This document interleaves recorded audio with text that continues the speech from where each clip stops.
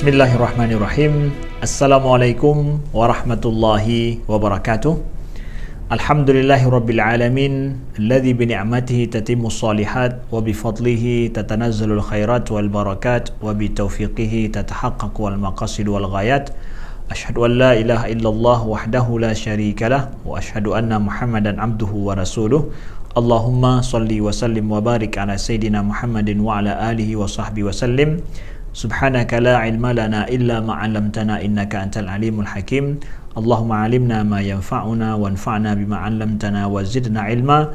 Rabbana la tuzigh qulubana ba'da idh hadaitana wa hab lana min ladunka rahmah innaka antal wahhab. Saudaraku sekalian, kita jumpa lagi dalam kajian kita tentang sifat-sifat Allah yang menunjukkan pada kesempurnaan Allah Subhanahu wa taala, yaitu sifat ma'ani yang diistilahkan oleh para ahlus sunnah wal jamaah. Hari ini kita lihat kepada dua sifat selanjutnya adalah sifat sama' dan basar. Allah Maha mendengar dan juga Allah Maha melihat. Nah, kedua sifat ini tertera dan termaktub di dalam Al-Quran dan sering kita membacanya setiap hari. Innallaha sami'un basir. Allah Maha mendengar, Allah lagi Maha melihat Innallaha sami'un alim. Banyak sekali ayat-ayat yang berbicara tentang ini. Di akhir-akhir ayat dalam Al-Quran kita dapatkan sami'un basir. Nah, oleh sebab itu wajib atas kita untuk meyakini bahwa Allah memiliki sifat sama' dan basar. Allah memiliki sifat mendengar dan juga Allah memiliki sifat melihat.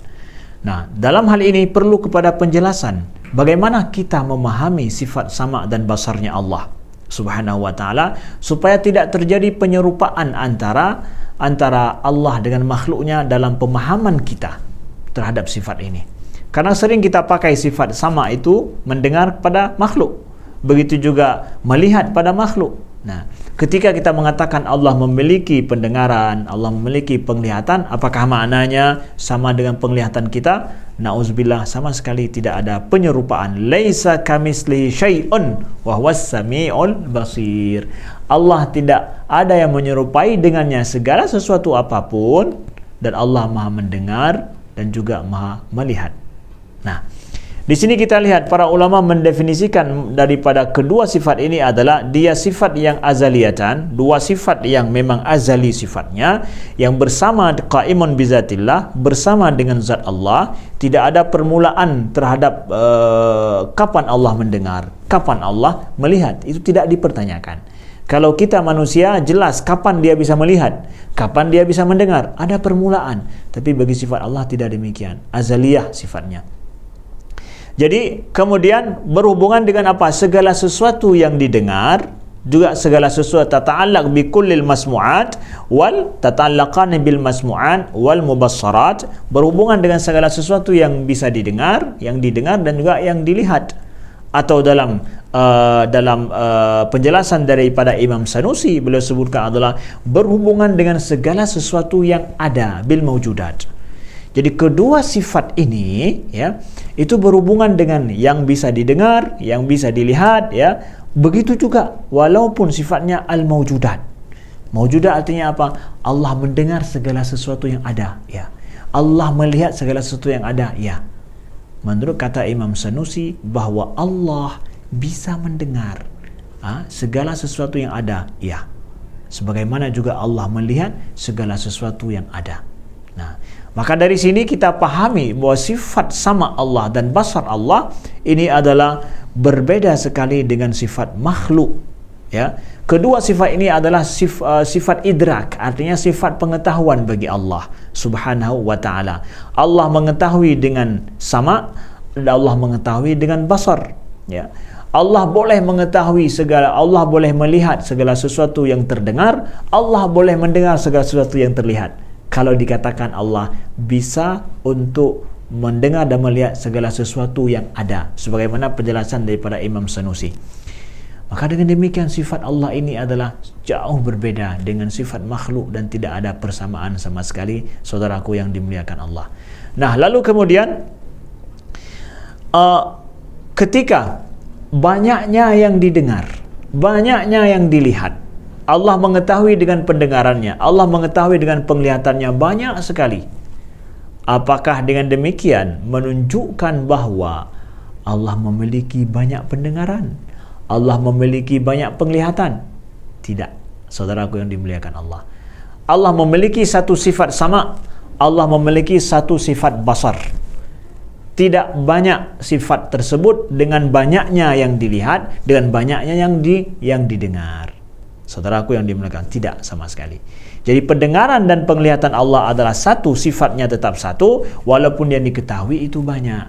Tidaklah banyaknya yang diketahui menunjukkan kepada banyaknya sifat. Tidak sama sekali, saudaraku yang dimuliakan Allah. Ini harus kita ketahui, ya, begitu adanya. Lalu yang penceratan perlu kita ketahui bahawa sifat sama' dan basar, Allah melihat dan mendengar tidak melalui perantara, tidak memakai media, tidak memakai alat, ya. Allah mendengar dan melihat bukan melalui media, bukan melalui perantara, bukan melalui alat. Sedangkan kita mendengar dan melihat perlu kepada perantara, melihat perlu kepada mata, kemudian mendengar perlu kepada telinga. Sifat Allah tidak demikian adanya. Tidak kita pertanyakan Allah mendengar dengan apa, Allah melihat dengan apa. Dan bagi sifat Allah juga tidak ada yang mendukung bagi Allah untuk melihat dan mendengar. Kalau kita untuk melihat perlu dukungan cahaya ini supaya kita bisa lihat. Allah melihat tidak perlu kepada dukungan daripada daripada sumber lain, tidak perlu kepada cahaya Allah melihat. Allah tidak perlu kepada media supaya Allah bisa mendengar, tidak. Kalau kita ingin mendengar suara orang yang jauh di Jakarta, atau orang Jakarta ingin mendengar suara dari Aceh, mereka perlu kepada media, alat khusus. Allah tidak sama sekali, tidak perlu kepada itu semua, saudaraku yang dimuliakan Allah. Lalu sifat Allah yang ketiga adalah yang kita ingin sampaikan adalah sifat kalam.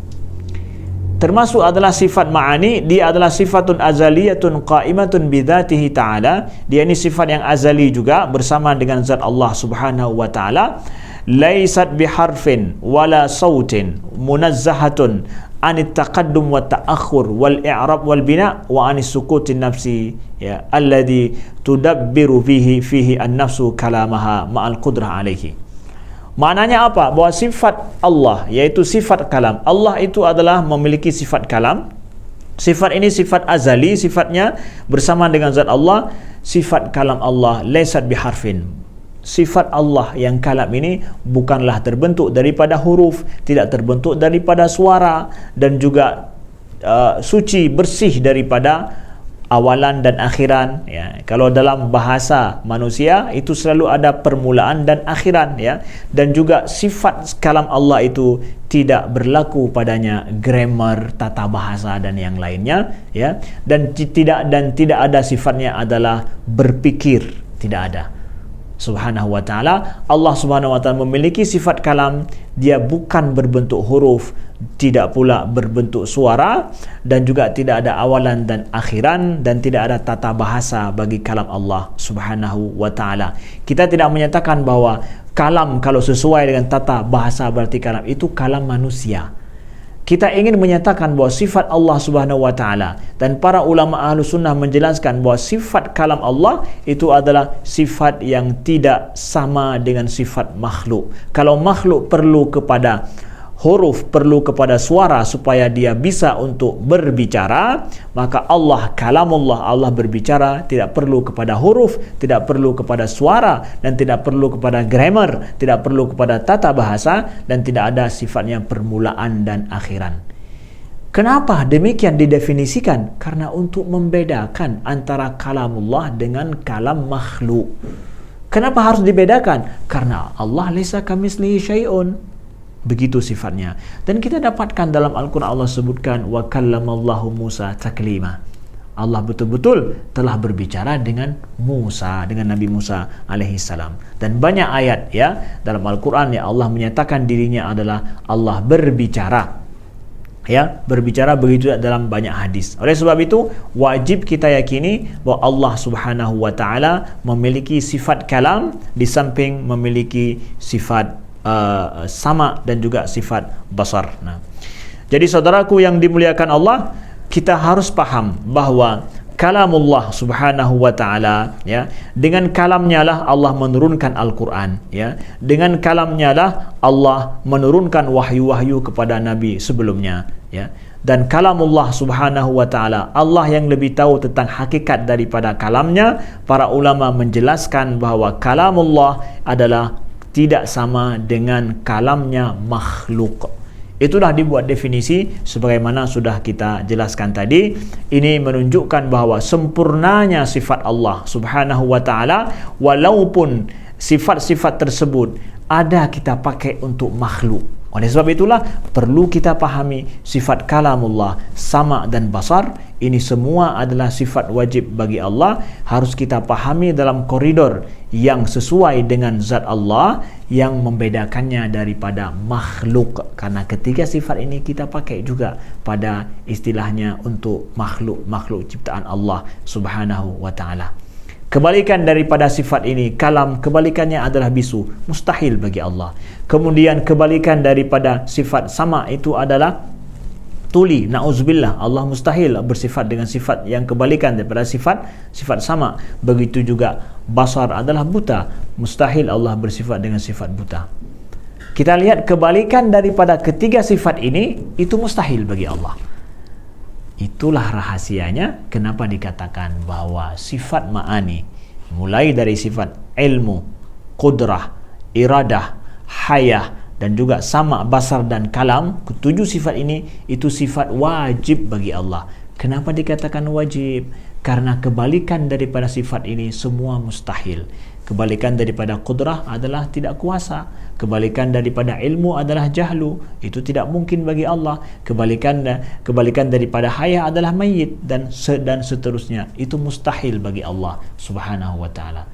Wajib kita ketahui demikian supaya kita pahami akidah secara sempurna, dan juga wajib kita ketahui untuk menyempurnakan Allah subhanahu wa ta'ala dalam keimanan kita sebagaimana Allah kehendaki, dan Allah tidak ada yang serupa dengannya sesuatu apapun. Mudah-mudahan penjelasan singkat ini memberikan sedikit pemahaman bagi kita yang awam tentang akidah, dan bagi kita yang ingin mengetahui secara umum apa yang harus kita ketahui daripada sifat-sifat Allah subhanahu wa ta'ala sebagaimana tertera di dalam Al-Quran.